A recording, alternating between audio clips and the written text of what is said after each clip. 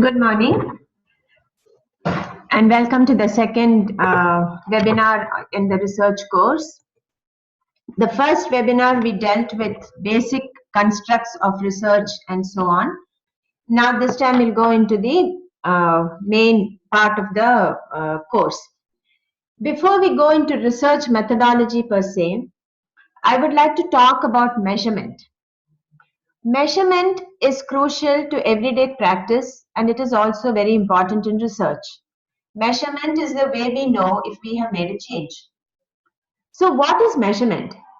Measurement is an ubiquitous entity. We are always measuring, whether we are aware of this or not. We measure in distance, time, and weight. But we also measure intangible constructs like happiness, anger, etc. So how do we measure in PT? The common measurements or tests that we are taught in the first 2 years of physiotherapy education are vital signs, limb length, limb girth, and so on. Then we move on to slightly more abstract constructs like air entry, manual muscle testing, muscle tone, etc. Then we move beyond the biological and on to psychosocial domains like quality of life, disablement, and so on. What is common is that they are all measuring something that is important to us.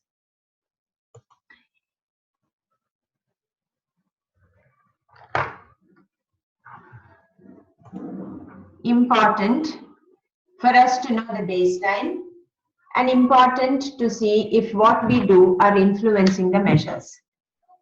But these measurements are all different in their characteristics and properties. The physical measures that are linear in nature or that are measured passively by calibrated instruments like length, weight, are based on the premise of accuracy and precision.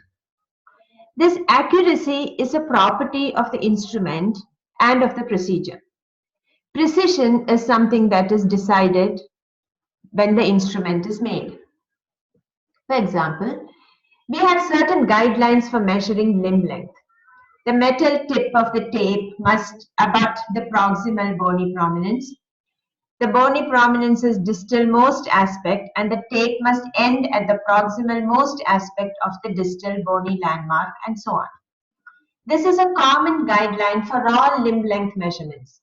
So assuming that these guidelines are followed, assuming that the tape is non-elastic and clear, and the therapist reads the measurement accurately, ensuring avoidance of parallax and so on, there are very little other inherent possibilities of error.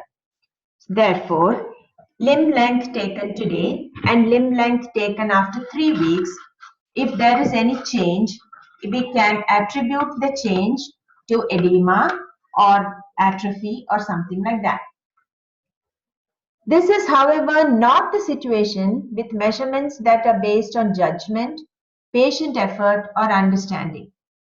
Due to these factors, measurement is an important aspect of probably the most important aspect of physiotherapy research. So to begin with today's webinar, we will start with introduction to tests and measures.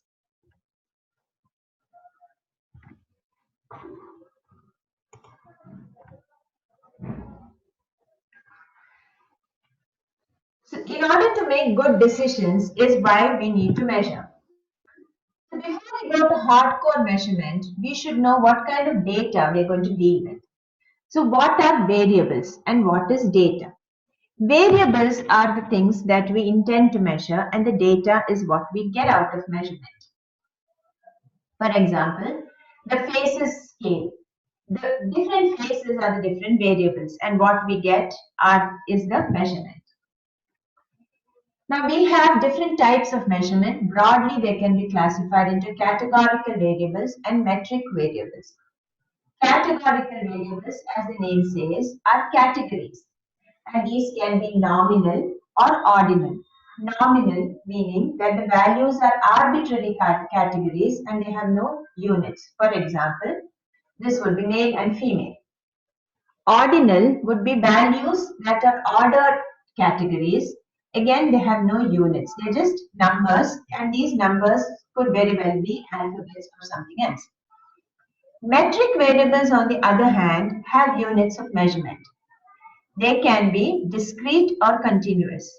Discrete variables are integer values on proper numeric scale, and continuous are also on a proper numeric scale. And these are measured units, whereas discrete units are counted units. Now, if when we come to the nominal categorical variables, for example, blood group. Let's say there are 4 different types of blood groups. The data do not have any units of measurement.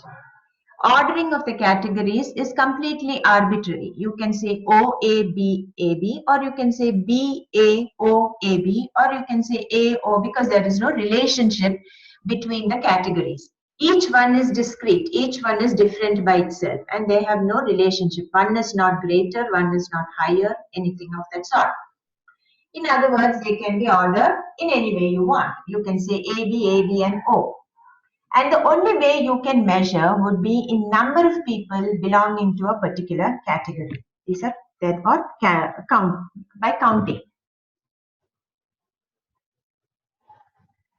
Now, if you could to yourself identify a few other nominal variables to make this concept clearer. Most of all of our classifications, cerebral palsy classification, or classification of Asia scale, all of these would be nominal variables. Now, coming to ordinal variables, ordinal categorical variables have some relationship. So you have first, second, third, fourth year BPT, or you have the Glasgow Coma scale. So Glasgow Coma scale score can vary from 3 to 15. In other words, there are 13 possible values or categories for brain injury. And there is some order, there is some relationship between the different numbers on the Glasgow Coma scale. For example, we can say that 15 is mild injury and 3 is death or severe injury. So whereas in the nominal data, there was no relationship between the categories, in ordinal categorical variable, there is a relationship between the categories. Here again, though, the data do not have any units of measurement, and the ordering of categories is not arbitrary, and it is possible to order the categories in a meaningful way. However, there is no mathematical relationship between the numbers. We cannot say, for example, that a patient with a score of 6 has twice the degree of brain injury as a patient with a score of 12. All we can say is that he is more severely affected. The extent of severity or the mathematical relationship, we cannot do percentages, we cannot do multiplication or division with ordinal data. Ordinal data are not really numbers. Numbers are just given in order to make it easy, and therefore you cannot do any sort of arithmetic on it. Coming to metric data, continuous metric variables, proper measurement is possible. Proper measurement meaning we can do all arithmetic, all sort of arithmetic manipulations can be done. For example, if we want to know someone's weight, we use a weighing scale. We don't need to look at the person and categorize them as obese or overweight or underweight. We actually have a way of doing this using the BMI. Similarly, we want to know whether the diastolic blood pressure, we can use a sphygmomanometer. Physiotherapy, or normally we use things like goniometer, measuring tape, interferometer, etc. So here what happens, you can have ratios. So you can have decimal points, and you can say that Mr. Green is this much percentage more heavier than Mr. Wood, and so on. So there is a mathematical relationship between these categories, between these measurements.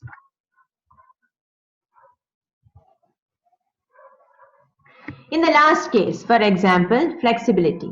So we can measure this either by, in this case, you can measure it either in a linear way using measuring tape, or we can use angular measurements using goniometer and say that the trunk is flexed so many degrees or the hip is extended so many degrees.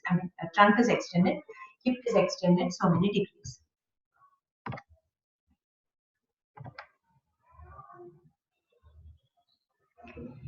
Coming to continuous variables can be measured, and they always have a unit of measurement. They produce data that are real numbers which can be located on the number line. Metric discrete variables or discrete metric variables.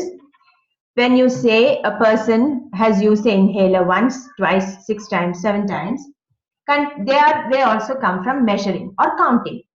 So discrete metric data comes from counting how many times, number of deaths, what is the number of pressure sores, number of angina attacks, and so on.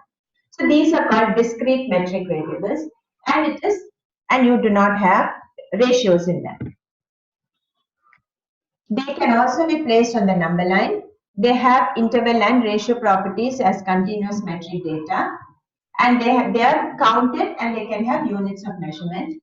They produce data that are real numbers, but clear mathematical relationships may be questionable. For example, you can probably not say that you can say that Jane used the inhaler twice as many times as Tim, but that relationship is only a behavioral relationship. So you cannot really say that the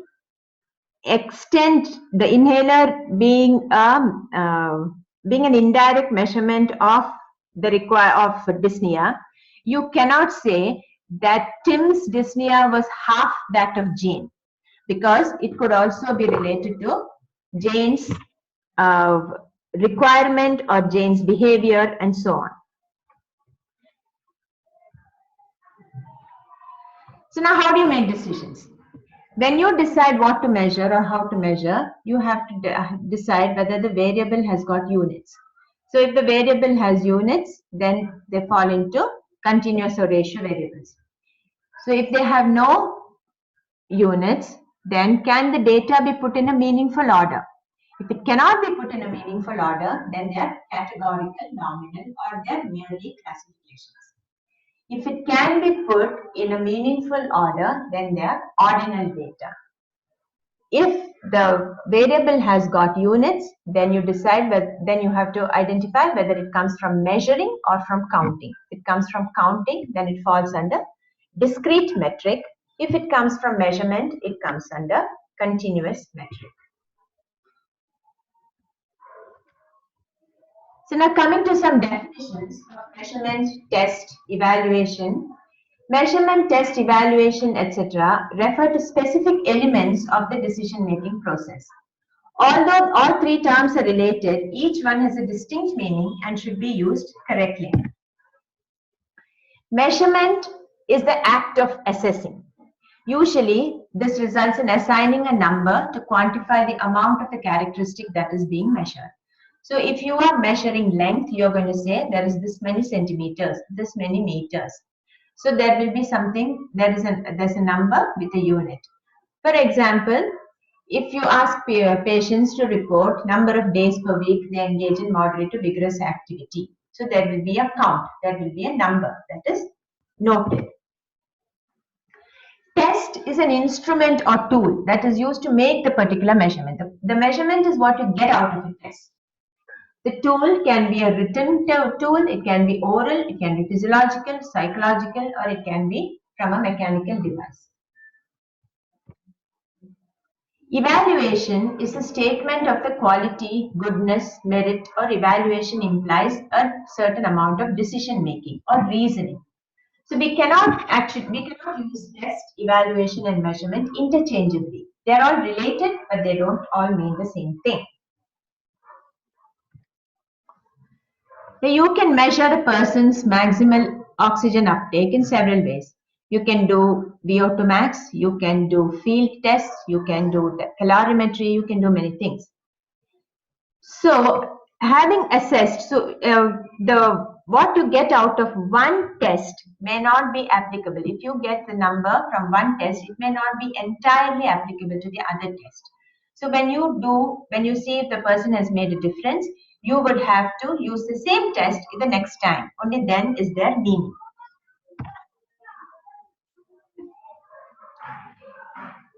If you're making an evaluative statement out of the measurement that you have received from the test, then you require something to anchor it by. You need normative values, or you need to see if this is an appropriate measure. For example, you can say maximum oxygen capacity uptake of 30 is considered good for a 70-year-old female, but poor for a healthy 25-year-old male.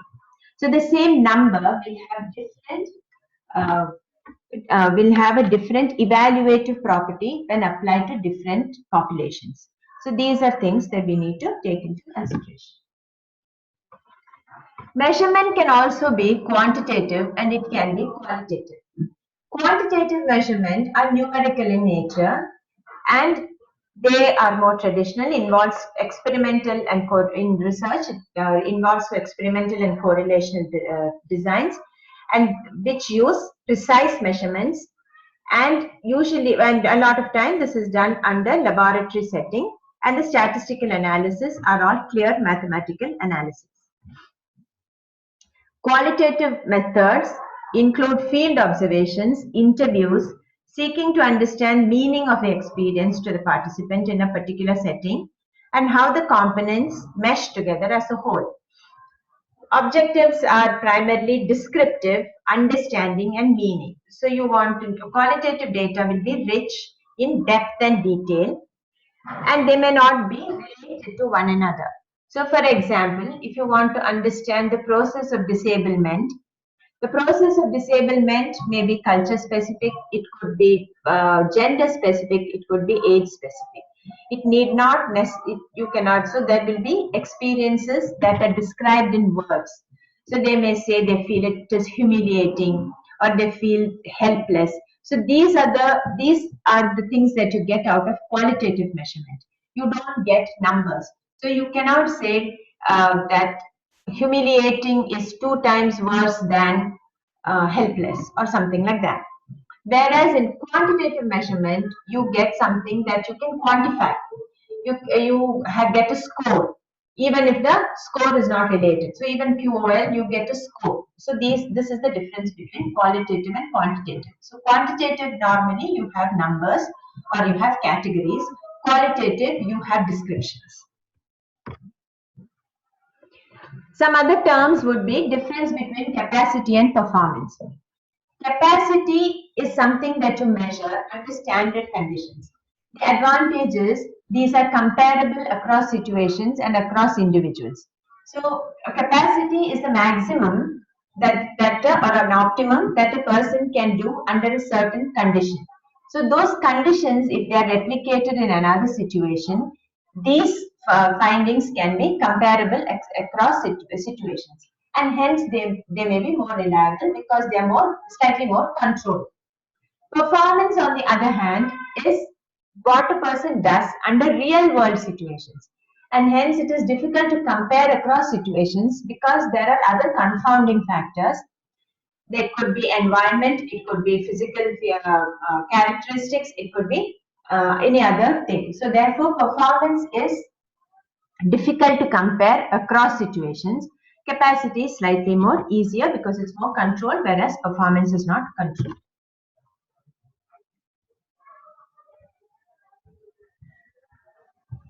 Sorry for that.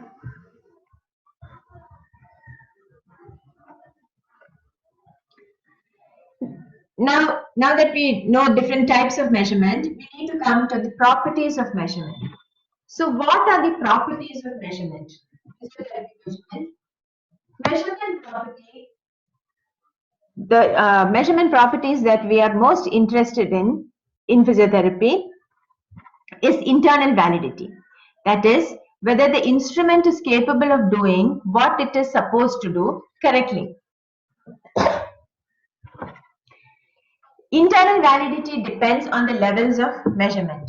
So depending on the level of measurement, so if it is nominal, if it is a category, if it is something that is a classification, you have diagnostic classification. So if those diagnostic characteristics are fulfilled, they fall into the category. If it is something that is a precise measurement like length or weight, then it depends on the instrument that is being used to measure. Measurement internal validity can be influenced by the instrument itself, that is calibration, or by the tester, which means you must take the guidelines into consideration. Weighing scale, for example, or tape measure. These must have been calibrated in the lab. To ensure calibration, all we need to do is recalibrate prior to every measurement with a known weight or a known length to ensure precision, accuracy. In which case, if you know that the weighing scale is measuring a 5 kg known weight as 5 kg, then any measurement that you get out of that weighing scale, you know will be accurate. So it is easy. Other things, guidelines on how to measure must be taken into consideration, and these must come from standard operating guidelines given by the instrument manufacturer or from textbooks. The reason you need to follow guidelines is because everyone who is using the machine must do it the same way. Now, the opposite to internal validity would be threats to internal validity, or these would be potential sources of measurement error. In the situation that I mentioned above, if you do not perform the test appropriately following guidelines, or if there's a casual performance of tests without following guidelines, then it would be a threat to internal validity, or it would be a potential source for error. For example, one common error that all of us do is measuring over clothes. Our excuse being that our patients do not like to disrobe. So when we do this, what happens is, if we are doing limb length or limb girth, the bulk of the clothes is going to compound mess with our measurement. This is a potential threat to validity. Also, we rarely calibrate our machines. Weighing scales are notorious, bathroom scales are notorious for giving errors because they are commonly used and they're not used appropriately. Hence, before we do any weighing, any measurement, calibration must be done. It is simple and takes a few seconds. Now, other ways of reducing error in weight, for instance, would be to tell the patient to wear the exact same clothes every time you have to weigh them. This would be considered a method to minimize error because it may not be feasible or possible for us to do a proper load measurement. Now, coming to some of the constructs of validity. Validity relates to the appropriateness and justifiability of the things about the person's course. Validity can be, there are many types of validity. We will deal with content validity, construct validity, and criterion-based validity. Content validity is the comprehensiveness of an assessment and whether it includes all the items that fully represent the attribute being measured. Now, the common things that we use content validity for are scales, functional scales, for example. If we were making a functional scale to consider the function of shoulder. Now, we would need to get items that completely represent the attribute of shoulder function. Now, you cannot do this individually. You have to get this attribute from many people because the attribute, the shoulder function may mean different things to different people. So whether a scale contains all the variables that, all the attributes that is trying to be measured, which means is it completely encompassing all the functions that the shoulder needs to do. This is what is called content validity. The content validity and face validity are often interchanged. may not be exactly the same. But face validity is an even lower form of validity. You look at something and you see whether it is pretty much doing what you wanted to measure. So if you're talking about shoulder measurement, and if it is talking, and if it is saying reaching overhead, reaching forward, reaching behind the back, then you might say that face validity is fulfilled. Whereas content validity may require more than that. It may require overhead reaching with and without weight. It may require reaching backwards and touching the other shoulder, or reaching forward and touching the other shoulder, etc. So content validity may go into a little bit more depth than face validity. Construct validity involves the extent to which an assessment can be said to measure a theoretical construct or constructs. So this again is an extension of the content validity. So construct validity would take into consideration, if we continue with the shoulder scale, shoulder function, to take into consideration what all does a person need to do that involves function of the shoulder. So it may here involve dressing, combing hair, grooming, etc. So here those constructs are, you have to see whether the constructs are being measured. So hence the theoretical constructs also involve the fact that you need to hold the shoulder position for a set amount of time. Criterion-based validity looks at the effectiveness of a test in predicting, or it's also predictive validity, individual's performance in a specific activity. So if you're looking at criterion validity, the measure should be compared to an existing measure, or an anchor, or something that is a direct or indirect result of this particular function. Excuse me. So the shoulder function, for example, may have to be related with independence in grooming and dressing, in which case that is the criterion. The criterion that we are referencing here is the ability to do basic ADL. And shoulder function being an essential component, not only component, but being an essential component of basic ADL, should change in a similar fashion to the function to basic ADL. So if you are checking criterion related validity, you would say someone with normal shoulder function would do basic ADLs in less time than someone who has adhesive capsulitis of the shoulder. If this particular attribute is fulfilled, then you can say that this is just an example that the criterion has been fulfilled. So this is criterion based validity. Validity is an important measure of any tool. Is it measuring what it says it measures? Now, reliability is a lower level. Reliability is an essential component of validity, whereas validity need not be a component of reliability. If a measurement does not repeatedly measure appropriately, accurately what it's supposed to measure, then it is not measuring what it purports to measure. Therefore, what happens is a measurement that is valid must be reliable. However, a reliable measurement need not be valid. And the particular measurement may give the same results time after time after time, which means it is reliable. However, it may not be measuring what it is saying it is measuring at all. So this is something that we need to take into consideration. But for most, but the initial part of any testing would consist of reliability.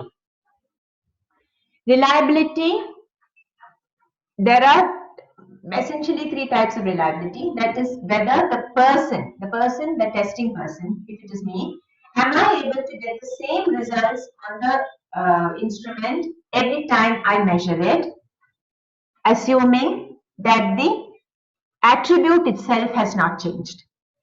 And that is called intra-tester reliability. This is looking at how strong is my ability to measure. Then you have then you have inter-tester reliability. How much accuracy will two people measuring the same construct get between them? So this is a attribute of the people measuring, as well as an attribute of how clear the instructions to measure are. So that would be an instrument property. Then you have test-retest reliability. How stable is the measurement? If I measure height today and if I measure height tomorrow, it's going to be the same. So the test-retest reliability is very good. Assuming, so if there is any change, you can always say that it is because of the person who is measuring. So these are the three things that we are looking at.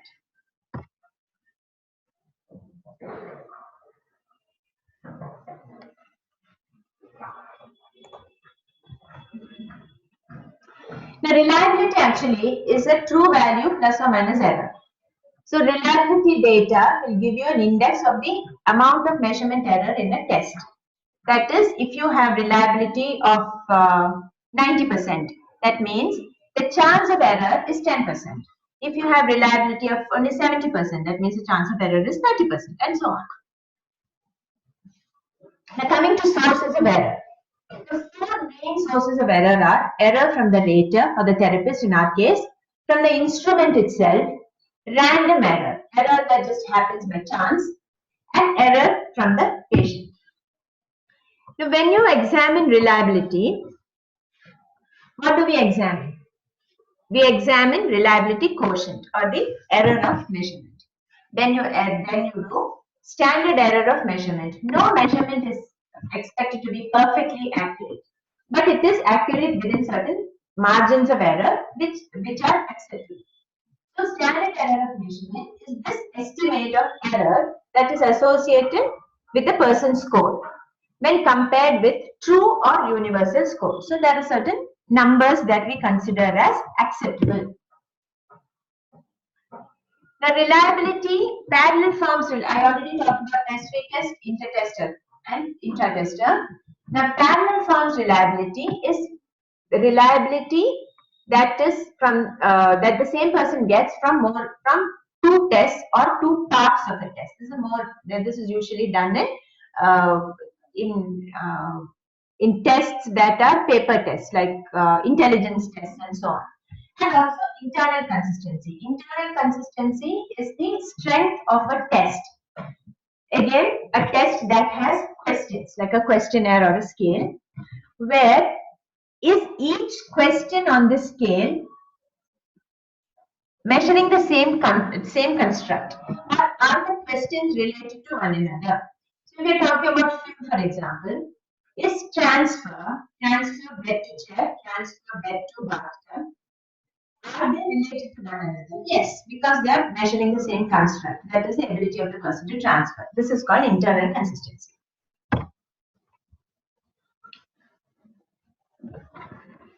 Now you have other properties called specificity and sensitivity. Specificity of a measurement is the ability to correctly identify those who do not have the condition in question. So if you have normal muscle strength, your MMT must give you 5. If MMT is not able to give you 5, then the specificity is poor because it is identifying weakness when weakness does not exist. So specificity is the ability to find a true negative. Make sure that the instrument is able to identify that the attribute in question does not exist. Sensitivity is the ability of a measurement to identify when the attribute exists. Coming back to measurement error, internal error would be internal threats to validity, or internal sources of error would be instrument sources of error, tester sources, and patient sources. Instrument sources, if the instrument can change over time. So if you have a measuring tape which can expand in the summer and contract in the winter, that would be an instrument source of error. Likewise, an instrument source of error, for example, in MMT, would be the floor and ceiling, the ceiling effect, that the instrument is unable to identify strength when it exceeds 5. The maximum strength that MMT can measure is 5. So my 5, the 5 of someone who is 70-year-old and the 5 of a person who is 25-year-old are not comparable, and MMT is unable to distinguish between these two. So this is called a ceiling effect. So likewise, all instruments may have certain possible errors. Now, how do you control for these errors? Is to use the instrument only where it is meant to be used, and to follow operational guidelines strictly. These are ways to decrease instrument sources of error. Tester sources of error, or in our case, therapist sources of error, are errors where the therapist does not follow instructions properly, or the therapist does not read read the thing appropriately, like your parallax error, or the tester is not adequately trained to do the measurement, and so on.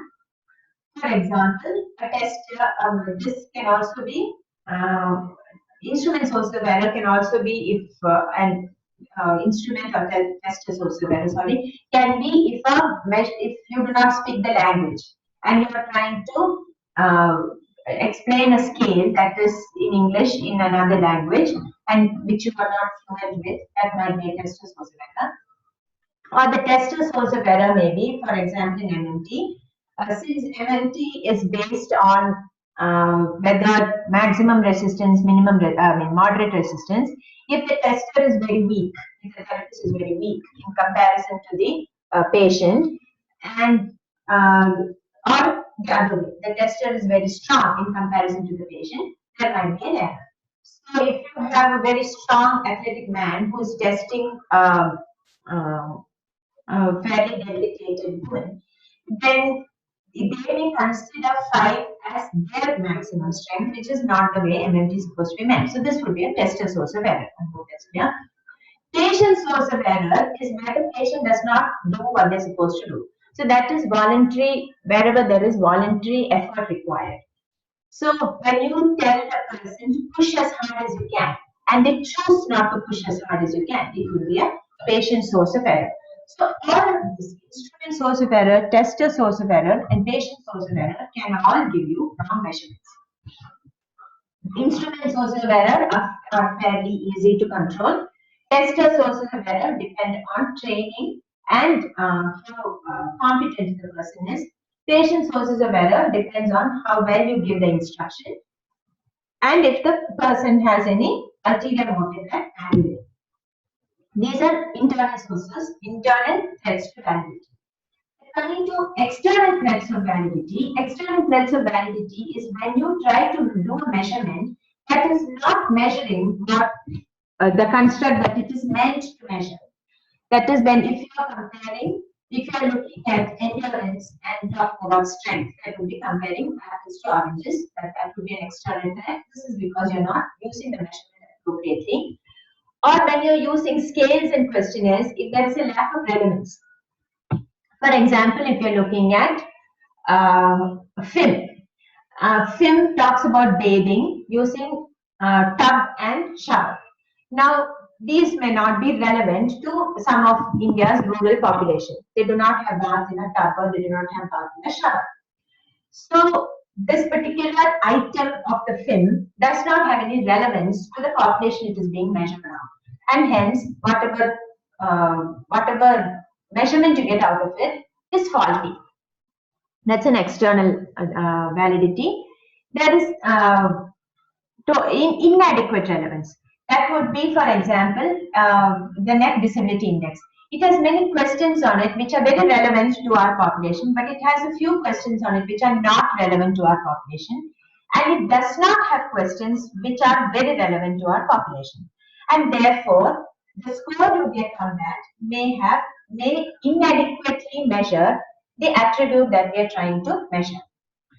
And then if you do not have comparison values, if you do not have normative values, or if you do not have cutoff scores for the population that we are trying to measure it in, then also that it would be a threat to external validity. Some of the examples, easy examples would be weighing scale, which we are looking at it as a precision instrument. So we are looking at accuracy and precision. Some of this is based on the manufacturer and some of it is based on how we use it. Sphygmomanometer, again, it is an instrument which is a physical instrument. So we're looking at accuracy and precision and calibration.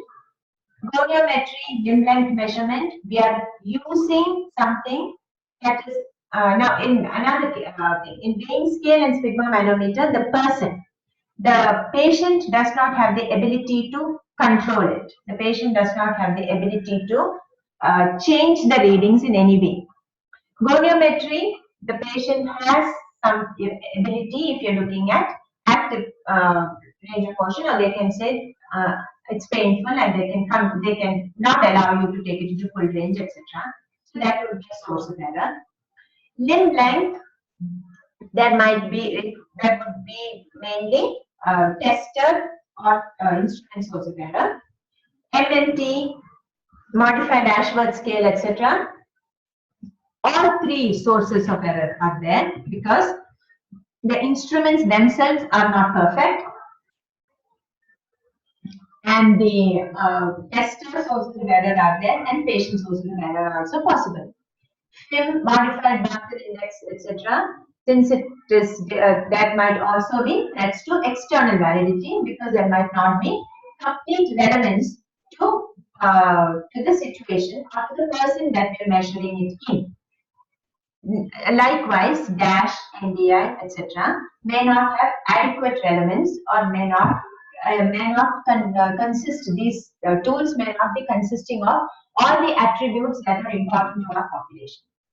Now, coming to even more complicated measures like QL and participation questionnaires, etc., we do not have cutoff scores. We do not know what a person without any health condition, what would be their QOL or what would be their participation. So what I want you to understand from these is that measurement is an extremely important aspect of research. It's also an important aspect of clinical practice, but it is crucial in research because unless you can measure appropriately and unless you can interpret the measurement appropriately and unless you can use the appropriate measurement, whatever research you do is going to be faulty and is not going to add to the evidence.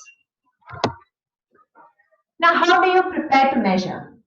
You have to choose the right one. You have to evaluate the properties from published literature. Now, evaluation of properties from published literature would be, you have to look at the validity, you have to look at the reliability, you have to look at what is the minimal clinically important difference, you have to look at specificity and sensitivity, you have to look at all of these values and see if it is good enough. If it is good enough for research. Is it accurate enough? Is it precise enough? Is it going to be able to give you the correct information about what research you're going to do? Then you need to ensure what properties are applicable in your population. What is it that you're most interested in? Are you interested in reliability? Are you interested in validity? What are you interested in? Mostly we are interested in everything, but sometimes we might not be that interested in reliability, etc. Then you need to ensure reliability. Reliability and validity are only specific to the population that it has been reported in.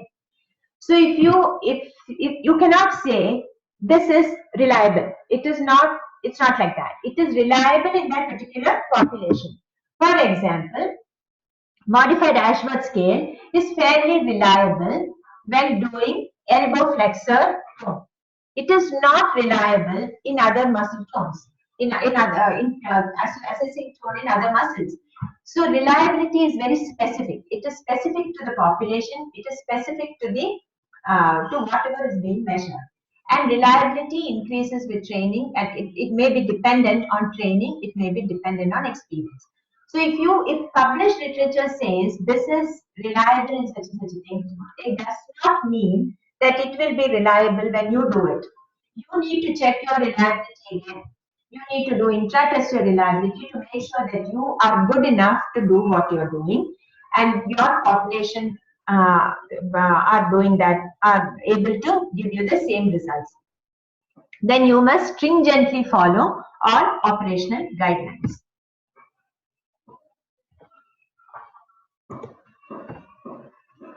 Now, there are certain cultural issues now when it comes to questionnaires. For example, lack of knowledge. Now, one example is you have a questionnaire called Developmental Coordination Disorder Questionnaire, which is a questionnaire that is filled by parents on young children to find out if they have difficulties with coordination. Now, if you look at that scale, it's a very simple scale. So the face validity is very good, content validity is good. On the face of it, it looks it's very easy to administer. It is very simple questions, etc. But when you come down to it, some of the questions on it are: does your child catch a ball like children of the same age? Now, when you come to and this usually the respondent is the mother. When you come to asking these questions to rural Indian population or probably even urban Indian population, most mothers are not playing ball with their children or are not watching their children playing ball, and they are unable to answer this question appropriately. Hence, they may write whatever they feel like writing. Whereas, so most of the questions on DCDQ relate to these kind of things. They relate to motor skills which are relevant in the country that it was developed in, and there is a lot of motor skill related to sports. Whereas most of our mothers are unable to correctly tell whether the child is able. They have not thought about it, and hence DCDQ has possibly limited relevance to India. I don't know this. This we need to find out. But it possibly has limited relevance. Whereas if you ask an Indian mother about how does a child handle utensils at home, do they drop things? So that might give you a better idea of motor coordination difficulties in children with children in India. As a mother would be able to report. So these are things that would happen. So the respondent may not have knowledge, may not know about whether those questions have any relevance. Likewise, level of independence in function. If you have a person, an older person with stroke, and you ask the caregiver or you ask the patient itself, do you have difficulty having bath by yourself? They may not know because they may never have had a bath by themselves after they had the stroke. Because we tend to support, we have a lot of caregivers typically, so they may not have been in a position to check if they have the independence, and so the answers you get from these kind of questions are faulty.